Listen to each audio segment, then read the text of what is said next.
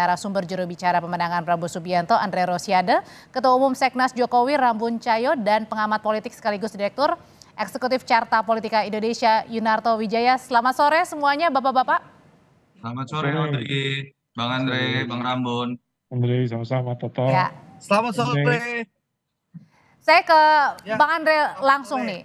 Bang Andre, jadi benar pertemuan malam nanti dengan Ketum Parpol Koalisi Indonesia Maju adalah untuk memantapkan Mas Gibran menjadi bacawa pres pendamping Pak Prabowo.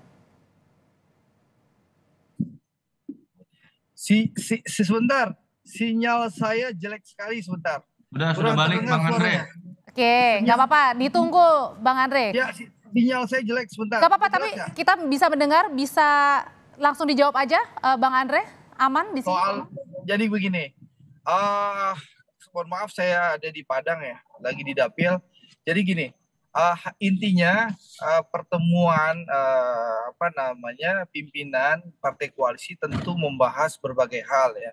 Seperti yang saya sampaikan, kita lagi mematangkan yang namanya pertama satu ya, pematangan tim pemenangan Pak Prabowo. Yang kedua, pematangan visi dan misi. Yang ketiga soal cawapres. Tadi pertanyaan soal Mas Gibran ya. Ya. Betul ya? Betul. Nah, sekali lagi Partai Gerindra tentu partai yang taat konstitusi.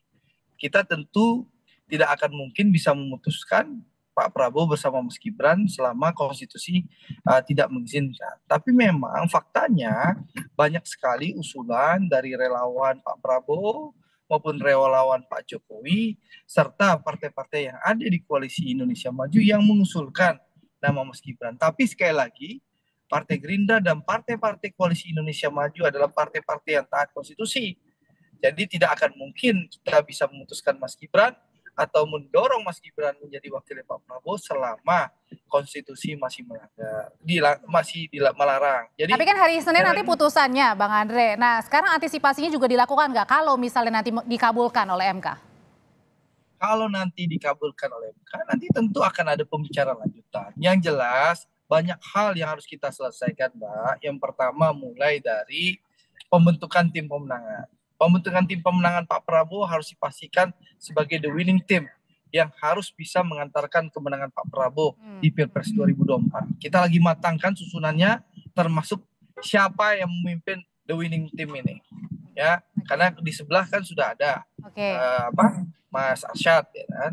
Nah, di yang lain saya juga belum tahu ya. Tapi insya Allah kita akan beri kejutan. Ketua tim kita nggak kaleng-kaleng lah, gitulah. Oke, sekarang yang kedua soal bagaimana pematangan visi dan misi dan program-program yang merupakan keberlanjutan dari pemerintahan Pak Jokowi. Jadi rapatnya simultan. Jadi soal cawapres tentu belum bisa diputuskan. Gitu. Oke, sekarang saya ke Mas Toto. Mas Toto, ini benar nggak sih Koalisi Indonesia Maju, terutama Partai Gerindra ini ngotot untuk menduetkan Pak Prabowo bersama dengan Mas Gibran?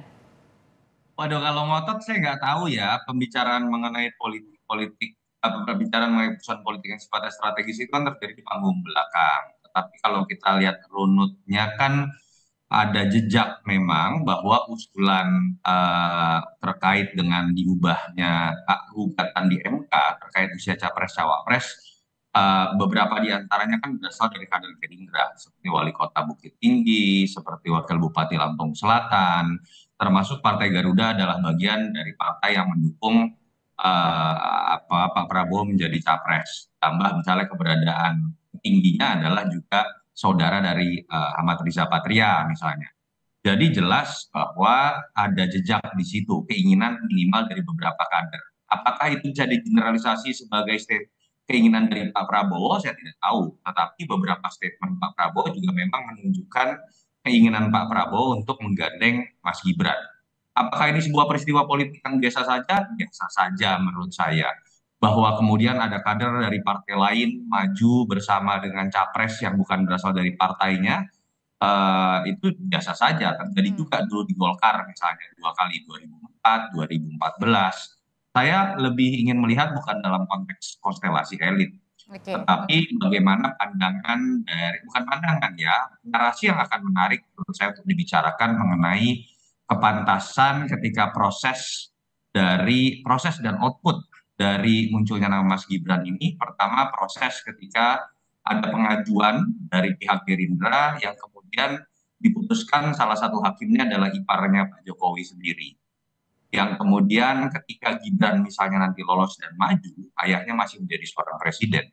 Apakah melanggar aturan undang-undang? Tidak. Makanya saya menggunakan bahasa kepantasan. Tapi ya biasa saja itu terjadi. Kepantasan ini juga bukan ditentukan oleh pengamat, bukan oleh pendukung dari capres tertentu, biarkan masyarakat yang menilai. Walaupun ketika masuk kepada framing mengenai kepantasan, yang akan mengalami proses zero sum game itu bukan Pak Prabowo, bukan Gerindra, bukan partai-partai pendukung koalisi. Isu mengenai politik dinasti, mahkamah keluarga, mengenai adanya ketidakpantasan, itu hanya akan menimpa Pak Jokowi, Mas Gibran. Baik, Itu saja sih yang menurut saya harus dilihat sebagai isu yang lebih luas dibanding sekedar masalah pilihan partai politik mencapreskan dan mencawapreskan sosok tertentu. Oke, adanya keinginan tersebut saya akan tanyakan ke Bang Ramon. Bang Ramon, adanya keinginan untuk menduetkan Pak Prabowo dengan Mas Mas Gibran ini, Bang Ramon, apakah ini dianggapnya adalah